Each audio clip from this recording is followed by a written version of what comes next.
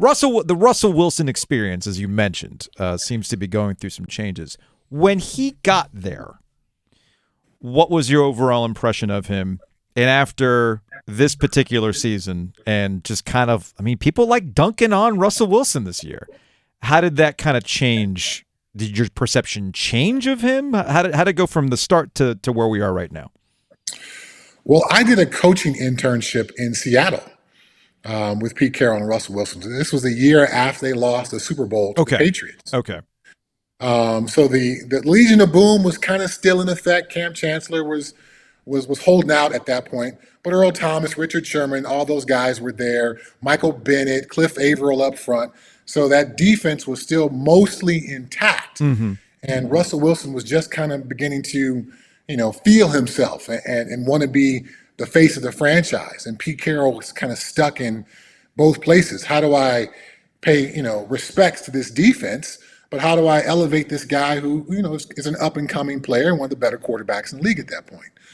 So it was a very interesting time to be an intern there. Mm-hmm. But one of the last preseason games that I was there, the floor was opened up by Pete at the Friday night meeting. The game was Saturday. At the Friday night meeting and the team meeting at the hotel. And Pete said, anybody who wants to speak, go up and stand up and speak.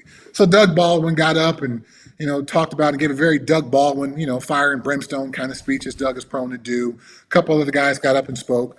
And then Russell got up to speak.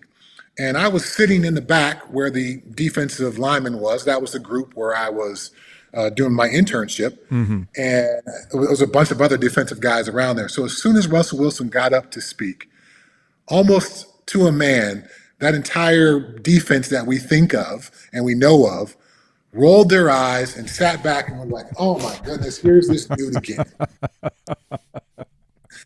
And, I had heard Russell Wilson whispers, and I had heard some guys say some, words that clearly weren't coming from a place of tremendous respect for Russ. Yeah, they weren't teasing him. There was some venom behind it, right?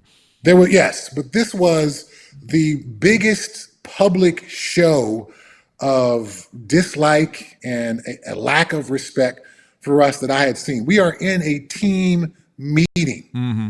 And there's a collective sigh and rolling of the eyes and crossing of the arms. And now we got to listen to this dude talk again.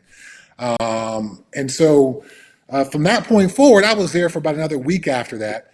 I was politely asking questions, what's going on with that? Where's that coming from? And guys were kind of filling me in to some of their feelings and all that. So when the Russell Wilson news was announced in Denver, I, on my radio show, was like, hey, this Russell Wilson thing, while it all seems great right now, there's a certain slippery slope to all of this. Mm-hmm. And I would be remiss if I didn't tell you about my experience in Seattle and some of the things that were said and some of the feelings that were felt. And while, Russell Wilson is definitely considered to be a good dude, he did not engender himself to his teammates. There was not a lot of respect from some guys on the opposite side of the ball. There were also some guys in the offense who felt that way as well. Yeah. So Nathaniel Hackett's got a very tricky situation that he's got to navigate to make all this work. And then Nathaniel Hackett comes out and is not trying to be a stoic coach. He has turned into a cheerleader at Russell Wilson's introductory press conference. Russell freaking Wilson, I couldn't be more excited. And I'm, again, I'm on my radio show. I'm like, whoa, this is already entering into the territory that was difficult for Pete Carroll. I'm not sure how a first-time coach like Nathaniel Hackett's going to handle this, because this dude comes with an entourage.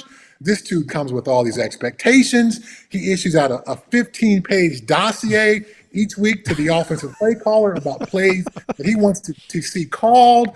So, I said all this to my listeners on my radio show. Yeah. And as the season progressed, all those worst fears and concerns really started to reveal themselves. The entourage was traveling on the road, and he had his own office in the building, and his quarterback coach was there in the building, and all these weird things that we don't hear of from other players. So I guess to fast forward and answer the question you asked last, you knew. How do I feel about it now? Yeah. Russell Wilson, I think, needed to be humbled. And this last season, I think, was the humbling that he needed.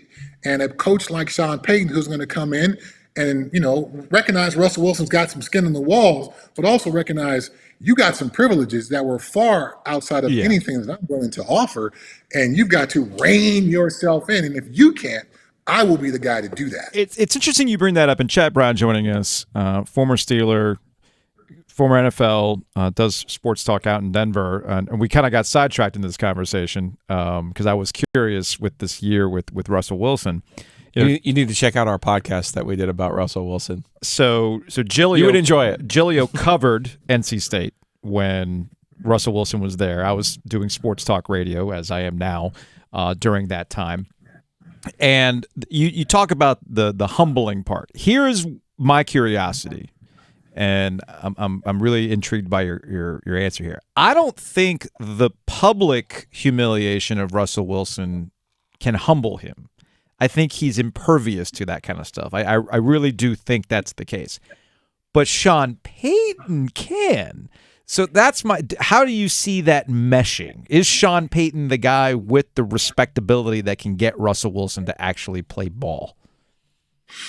I think so. I do think so. And Sean Payton had a few sound bites when he was given some of his conversations at the Combine and after becoming the coach of the Broncos. Like no office, no guy, like all that stuff. He quickly shot that down.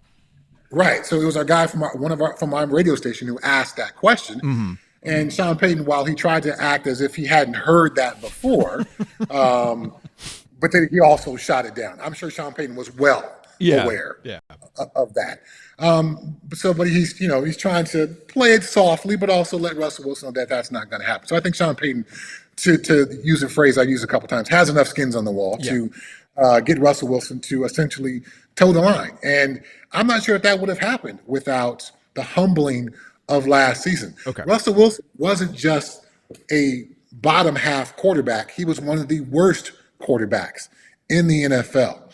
The Broncos offense has been in a tailspin for 5 years, yet it scored more points with Drew Lock than it did with Russell Wilson last year. So at some point, there is no denying just the sheer numbers of it all. So the numbers, the public perception, the mockery of Russell Wilson from other players in the NFL, when a kicker is mocking you with your let's ride stuff, at some point, you've got to be able to look the man in the mirror. Yeah, man. I know you've been told by your mental performance coach to acknowledge nothing bad, but you've got to acknowledge reality along the way, don't you? We might need to do an extra episode with Chad Brown.